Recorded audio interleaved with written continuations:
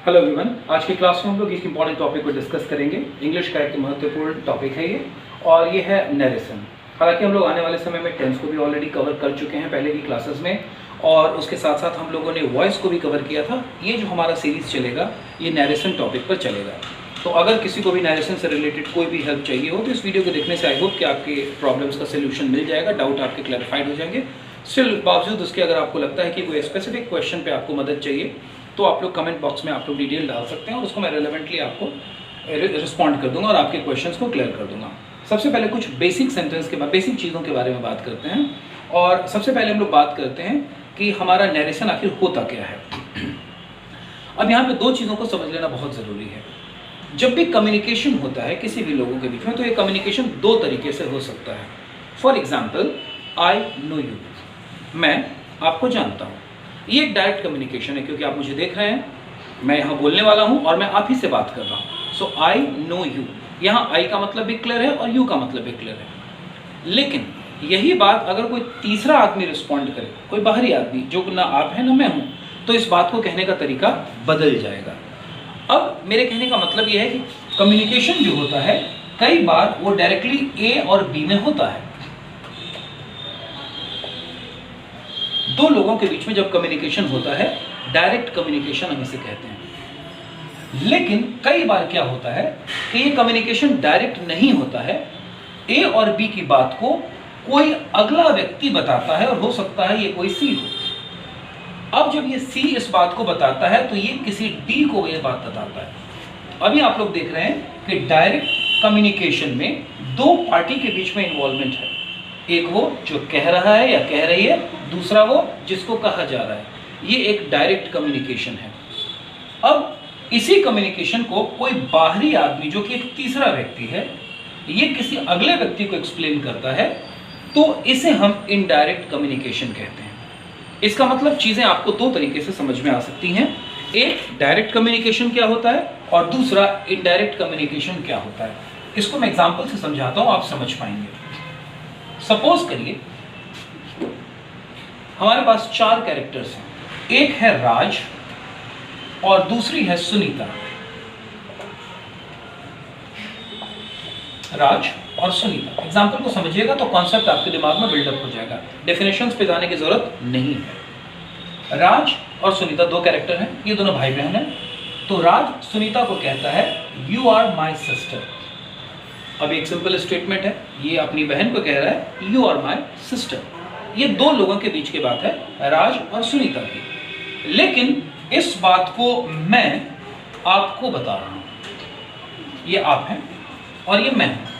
अब अगर यही बात जो उसके मुंह से निकली थी मैं एग्जैक्टली हूबहू बोल दूं कि आप मेरी बहन हैं, यू आर माई सिस्टर, तो उसी स्टेटमेंट को मैंने एज इट इज कह दिया। लेकिन क्या कम्युनिकेशन पॉसिबल हुआ? क्या ये सही मैसेज आप तक पहुंचा, you are not my sister? लेकिन इसमें तो यही कहा था। तो this was direct communication. Direct communication का मतलब हुआ जब बोलने वाले ने जिसे जो मैसेज दिया उस तक वो मैसेज डायरेक्टली पहुंचा उसी के शब्दों में। So this is known as direct communication. So once he said you are my sister, उसने बिल्कुल सही कहा। लेकिन इसी बात को जब मैं कहूंगा तो मैं कहूंगा यह उसकी बहन है। जब इस मैसेज को मैं आपको देता हूं कि यह उसकी बहन है, तब जाके आपको मैसेज समझ में आता है। यही जो कन्वर्जन होता है, इस कन्वर्जन को हम नरेशन के नाम से जानते हैं, और ये डायरेक्ट स्पीच और इनडायरेक्ट स्पीच के रूप में समझा जाता है। अब इसे एग्जाम्पल से हम लोग समझने की कोशिश करते हैं। सबसे पहली बात जो आप लोग को समझना है वो ये कि नरेशन में हम किन चीज़ों की स्टडी करते हैं। नरेशन में हम स्टडी करते हैं दो चीज़ों की, कि डायरेक्टली क्या चीज़ें कही गई है और उससे इनडायरेक्टली कैसे कहा जाए। अब ये जो डायरेक्टली कहा जाता है इसे हम डायरेक्ट स्पीच के नाम से जानते हैं, और जो इनडायरेक्टली कहा जाता है, जैसे उसने अपनी बहन को कहा था तो उसने जो भी कहा दैट वाज डायरेक्ट स्पीच। लेकिन अब इसे जब दूसरे को कहा जाएगा, दूसरी भाषा में कहा जाएगा, then this will be indirect speech. दूसरी भाषा से मेरा मतलब है कि वर्ड्स कुछ सर्टेन लेवल पे चेंज हो जाते हैं। फॉर एग्जाम्पल, एक एग्जाम्पल से इसको हम लोग समझने की कोशिश करते हैं। सपोज करिए हमारे पास दो कैरेक्टर हैं, अजय said to Mona। आप अपनी कॉपी में भी लिख सकते हैं, I am your friend। जो सेंटेंस दिया गया है, Ajay said to Mona, I am your friend, इसमें कुछ चीज़ों का हमको ध्यान रखना पड़ता है। सबसे पहले किसने कहा और किसको कहा। ये जो स्पीच है कि Ajay said to Mona I am your friend, ये एज इट इज है, इसमें हमने कोई चेंज नहीं किया। ये घटना वैसी हुई और जस्ट की तस एज इट इज आपके सामने इसको रख दिया गया। क्योंकि इसमें कोई चेंज नहीं हुआ, चीज़ों को, स्पीकर्स की बातों को, स्पीकर से हमारा मतलब है बोलने वाला, स्पीकर की बातों को एज इट इज रख दिया गया, इसलिए हम इस तरह की स्पीच को कहते हैं डायरेक्ट स्पीच, क्योंकि इसमें कोई चेंज नहीं किया गया है। अब इस बात को हम लोग समझते हैं कि ये जो डायरेक्ट स्पीच है इसमें कुछ खास बातें हैं। डायरेक्ट स्पीच लिखते वक्त बहुत इंपॉर्टेंट है पंक्चुएशन का रोल। पंक्चुएशन यानी capital, small, comma, full stop, question mark, इस तरह के निशान को हम पंक्चुएशन मार्क्स कहते हैं। इन चीज़ों से सेंटेंस की मीनिंग बिल्कुल बदल जाती है। अभी हम इस चीज़ में देखेंगे कि जब मैं कह रहा हूँ कि अजय सेड टू मोना, इसमें अजय क्योंकि प्रॉपर नाउन है इसलिए कैपिटल ए है, मोना प्रॉपर नाउन है, किसी का नाम है इसलिए कैपिटल है, लेकिन यहाँ के बाद कॉमा और इन्वर्टेड कॉमा शुरू हो जाता है। कॉमा और इन्वर्टेड कॉमा के बाद आप देख रहे हैं कि बीचों बीच एकाएक कैपिटल अल्फाबेट से फिर हमारी बात शुरू हो जाती है। इस पूरी चीज़ को देखें, अंत में खत्म होता है। इसे कोटेशन मार्क्स के नाम से भी आप लोग जानते हैं, जो इस तरीके के डबल कोट्स को हम लोग कहते हैं। इसी से बना है वर्ड कोट्स, कोट करना किसी को, यानी उन्होंने जो कहा हम एज इट इज कोट कर देंगे। फॉर एग्जाम्पल, तुम मुझे खून दो, मैं तुम्हें आज़ादी दूंगा।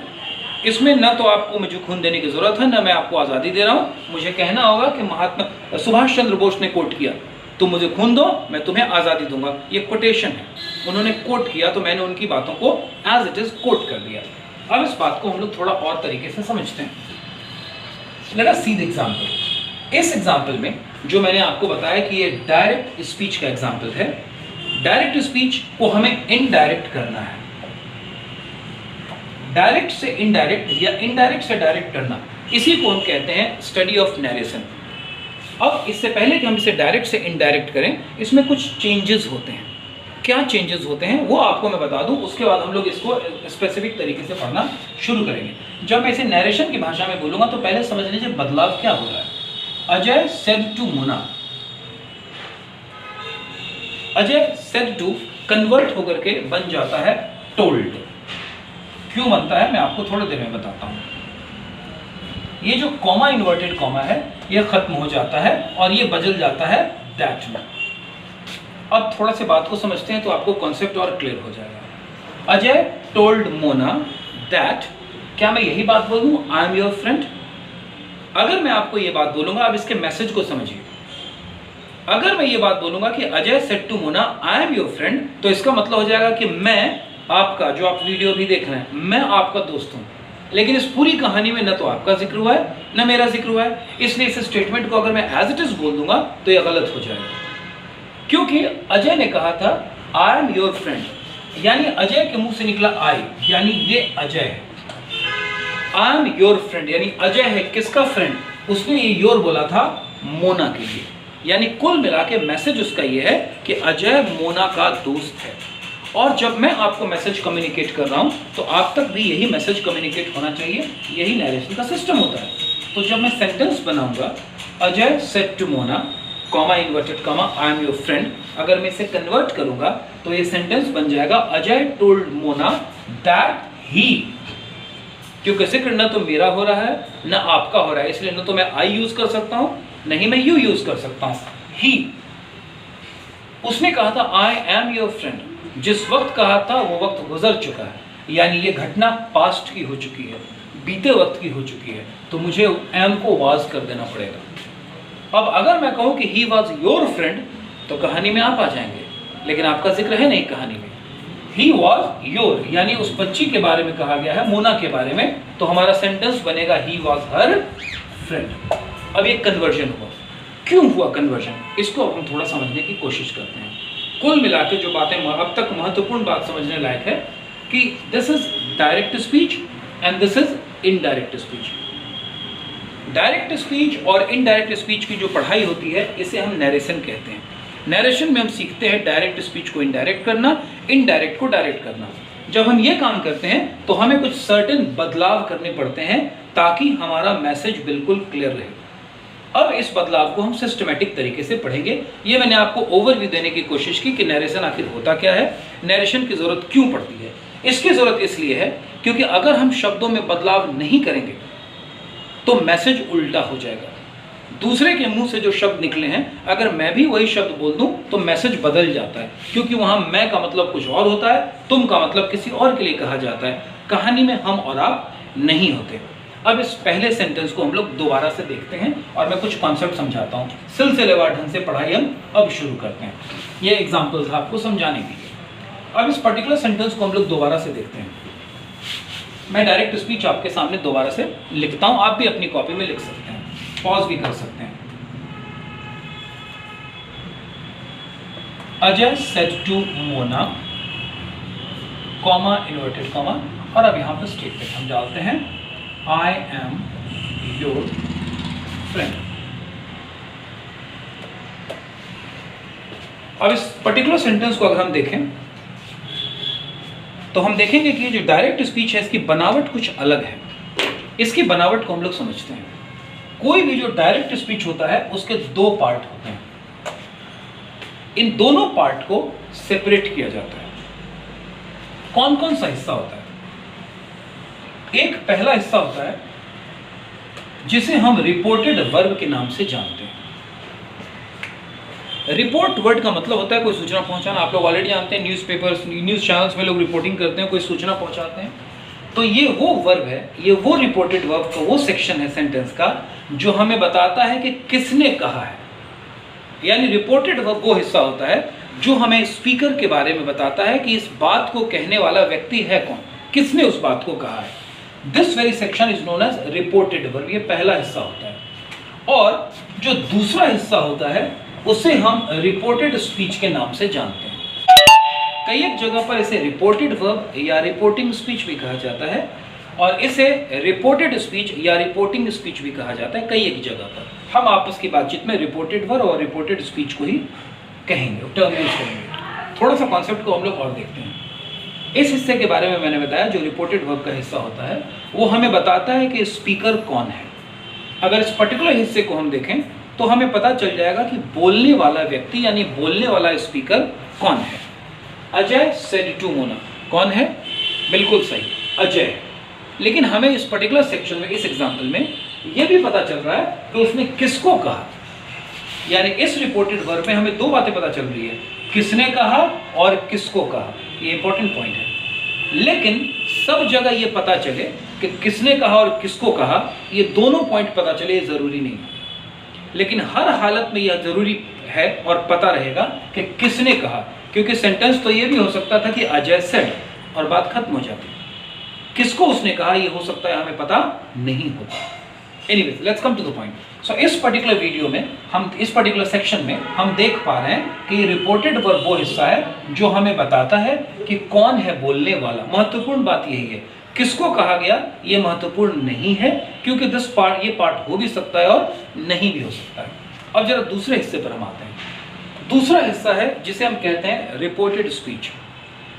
रिपोर्टेड स्पीच का मतलब हुआ कि वो स्पीच जिसे हम रिपोर्ट कर रहे हैं, यानी जो कहा गया। इसे हम विदिन डबल कोट्स लिखते हैं, दोनों तरफ इन्वर्टेड कॉमा लगाते हैं। इसका सीधा सीधा मतलब होता है कि ये स्पीकर के मुंह से निकली हुई आवाज है। यानी अजय ने हर हालत में यही लाइन कहा है। अगर हम मान लें यहाँ अजय खड़ा है और अजय ने मोना को कहा है, तो अजय के मुंह से यही बात निकली है और उसने मोना को कहा है आई एम योर फ्रेंड। अब इस कहानी को अगर हम अपने दिमाग में विजुअलाइज करें तो हम समझ सकते हैं कि अजय उसका अच्छा दोस्त है, यानी मोना का, यानी अजय मोना का अच्छा दोस्त है। यही कुल मिला के बात कही गई है। इस पूरे कहानी में आप देखेंगे कि दो कैरेक्टर हैं, बोलने वाला और जिसे कहा गया, जो कि रिपोर्टेड वर्ब है, और वो हिस्सा है जो रिपोर्टेड स्पीच है, जो हमें बताता है कि कहा क्या गया है। इसमें आप और मैं नहीं है। आप और मैं बाद में आएंगे जब इस मामले को हम इनडायरेक्ट करेंगे। अभी तक मामला डायरेक्ट स्पीच का ही चल रहा है, लेकिन कुछ और समझना है। रिपोर्टेड वर्ब और रिपोर्टेड स्पीच मस्ट हैं, ये दो हिस्से डायरेक्ट स्पीच के। रिपोर्टेड वर्ब और रिपोर्टेड स्पीच को कॉमा, इन्वर्टेड कॉमा से सेपरेट कर दिया जाता है। और जब इसको सेपरेट कर दिया जाता है तो ये दो हिस्से में बन जाता है। ऐसा डायरेक्ट स्पीच में होता है और ये डायरेक्ट स्पीच की पहचान है।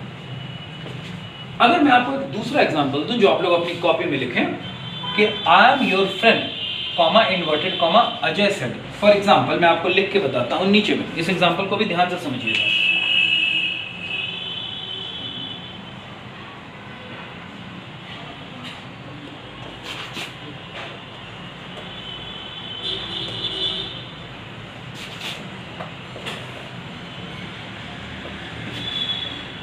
आप रियलाइज करेंगे कि ऊपर का सेंटेंस था Ajay said to Mona I am your friend. यहां पर I am your friend comma inverted comma खत्म हो गया, यहां पर Ajay said to Mona. Same बात है लेकिन बात बदल गई। यह सेंटेंस में बिल्कुल सही है। अगर हम लोग इसमें देखें तो इसमें भी रिपोर्टेड वर्ब होगा और रिपोर्टेड स्पीच होगा, लेकिन क्या यह हिस्सा रिपोर्टेड स्पीच बन जाएगा या रिपोर्टेड वर्ब बना रहेगा या रिपोर्टेड स्पीच से हट जाएगा? इस पॉइंट को हम समझते हैं। अभी हमने बताया था कि रिपोर्टेड वर्ब वो हिस्सा होता है जो हमें यह बताता है कि किसने कहा है। अब इस सेंटेंस को हम देखते हैं। I am your friend Ajay said to Mona, मैं तुम्हारा दोस्त हूं, अजय ने मोना को कहा।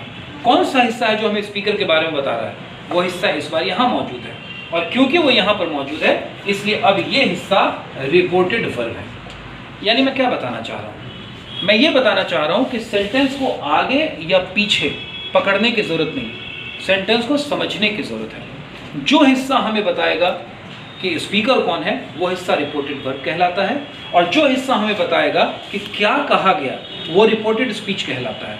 रिपोर्टेड स्पीच को हमेशा विदिन डबल कोट्स हम लिखते हैं, यानी इसमें ये हिस्सा रिपोर्टेड स्पीच है। आई होप कि ये सारे पॉइंट्स आपको क्लियर होंगे। कुछ केसेस में आपको रिपोर्टेड वर्ब बीच में भी आ सकता है और रिपोर्टेड स्पीच को तोड़ा भी जा सकता है। फॉर एग्जाम्पल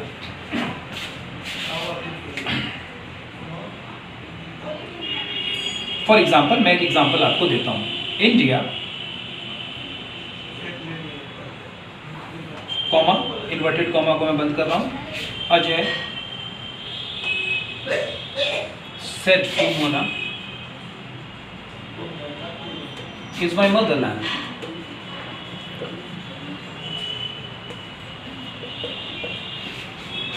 इस एग्जाम्पल को अब थोड़ा हम देखते हैं। India Ajay said to Mona is my motherland. अगर आप यहां पे देखेंगे तो फिर मैं वही सवाल पूछता हूं, किसने कहा? कौन है बोलने वाला? रिपोर्टेड वर्ब कौन है? कौन है जो रिपोर्ट कर रहा है? कौन हिस्सा है जो हमें बता रहा है कि किसने कहा है? Naturally Ajay said to Mona, यानी ये हिस्सा यहां पर रिपोर्टेड वर्ब है, क्योंकि ये हिस्सा हमें बता रहा है कि किसने कहा है। लेकिन बोला क्या गया? जो बोला गया वो कुल मिला के ये बात है। थोड़ा यहां पर ध्यान दें और मेरे साथ इस विद इन द ब्रैकेट के जो हिस्से हैं उसको साथ साथ पढ़ें। इंडिया इज माई कंट्री, यानी रिपोर्टेड स्पीच बना इंडिया इज माई कंट्री, यानी यही वो बात है जो अजय ने मोना को कहा है। तो इस एग्जांपल में हम देख सकते हैं कि रिपोर्टेड वर्ब बीच में है और रिपोर्टेड स्पीच हमारा दोनों तरफ है, दो टुकड़े में बटा हुआ। यही तीन कंडीशन हो सकती है, चौथी कोई स्थिति हो नहीं सकती। तो इंपॉर्टेंट बात जो मैं आपको बताना चाह रहा हूँ वो ये, अभी हमने केवल डायरेक्ट स्पीच को समझा है, इसके बाद हम इनडायरेक्ट पर आएंगे, लेकिन इसको समझना जरूरी है क्योंकि पूरे नरेशन की पढ़ाई के दौरान इस टर्म का बार बार इस्तेमाल होगा। रिपोर्टेड वर्ब, रिपोर्टेड स्पीच, इस टर्म का बार बार इस्तेमाल होगा पूरी पढ़ाई के दौरान। पहले एग्जाम्पल में हमने देखा कि रिपोर्टेड वर्ब शुरू में है, रिपोर्टेड स्पीच बाद में, दोनों सेपरेट हिस्से हैं। प्रीटी गुड, नॉर्मली ऐसा होता है, ज्यादातर ऐसा होता है। दूसरे हिस्से में हमने देखा रिपोर्टेड वर्ब अंत में है और रिपोर्टेड स्पीच शुरू में है, ऐसा भी होता है। थोड़ा कम है, व्यवहार में कम देखा जाता है, लेकिन होता है। न्यूज़पेपर्स वगैरह को आप उठा के पढ़ेंगे, कोई कॉलम पढ़िए, उसमें पूरी बात कही जाएगी और अंत में लिखा रहेगा ही सेड या सेड द प्राइम मिनिस्टर, यानी अंत में हमारे को पता चलता है कि किसने कहा। प्राइम मिनिस्टर ने कहा, फॉरेन मिनिस्टर ने कहा, किसने कहा। न्यूज़पेपर में अक्सर इस पैटर्न को फॉलो किया जाता है। तीसरा तरीका, जब आप नॉवल पढ़ेंगे, किताबों को पढ़ेंगे या कुछ इस तरह के पैराग्राफ्स को पढ़ेंगे तो ये हिस्सा भी बहुत कॉमन है जिसमें चीज़ों को दो भाग में तोड़ करके लिखा जाता है। पहचानने का तरीका सिंपल एक है, बहुत अच्छी टेक्निक है कि जो कॉमा इन्वर्टेड कॉमा, इस निशान को एकदम ध्यान से देखें, ये जो कॉमा इन्वर्टेड कॉमा के बीच में कुछ भी होता है वही होता है रिपोर्टेड स्पीच। रिपोर्टेड स्पीच यानी डायलॉग जो स्पीकर के मुंह से निकला है। अगली क्लास में हम इसे कन्वर्ट करके के समझना सीखेंगे कि कैसे रिपोर्टेड वर्ब को रिपोर्टेड स्पीच में कन्वर्ट कर सकते हैं, या कैसे हम इस चीज़ को यूज़ कर सकते हैं डायरेक्ट स्पीच को इनडायरेक्ट में कन्वर्ट करने के लिए। Thank you.